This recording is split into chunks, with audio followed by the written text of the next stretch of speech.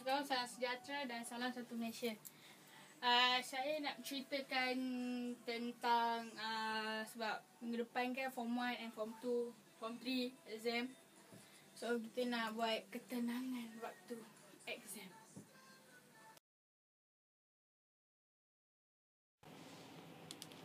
Study dah, revision dah, tuition dah, semua aku dah. Aku boleh enjoy. Okay. Sekarang aku nak tidur. Peluk. Rasa. Tapi aku tak boleh tidur lah. Perlukan pil.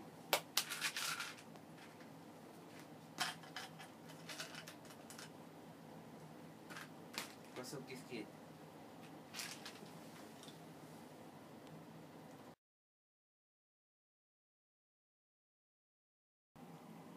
Aduh, exam nak dekat dah.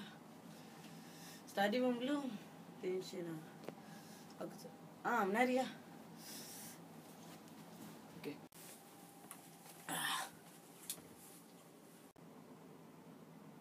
Tingkap tak tutup, aduh.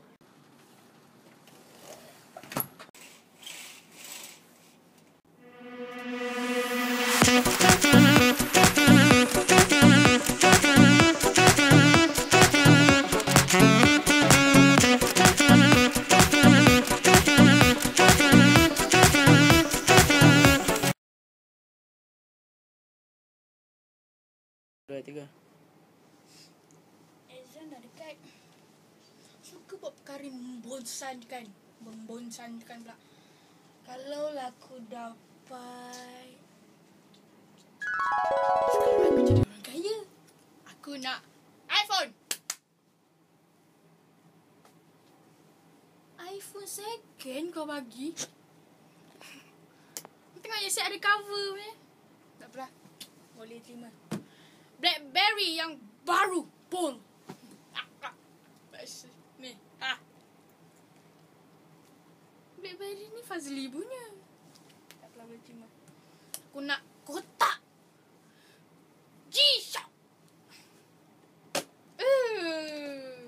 Kotak G-Shock dalamnya mesti ada jam mana? Tu je kau minta. Kotak G-Shock kau kata. Maksud aku kotak G-Shock sekali dengan G-Shock lah. Aduh. Semua sama je. Mimpi pun tak mimpi sama je. Dua, tiga. Sama je dapat yang tak sedap je. Mak, handphone baru.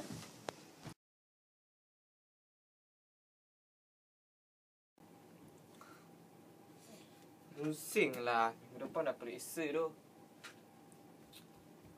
Aku kena dengar lagu yang tenang.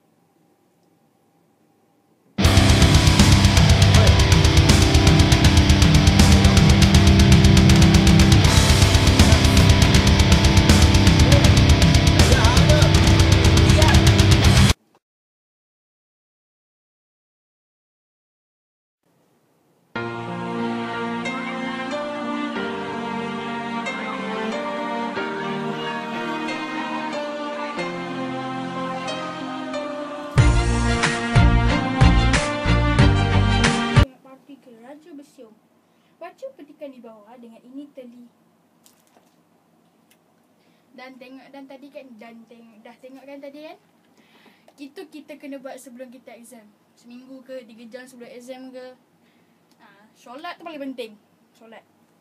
Okey, kalau korang dah tengok, korang buatlah sendiri.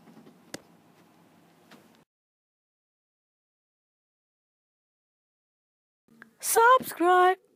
Toho.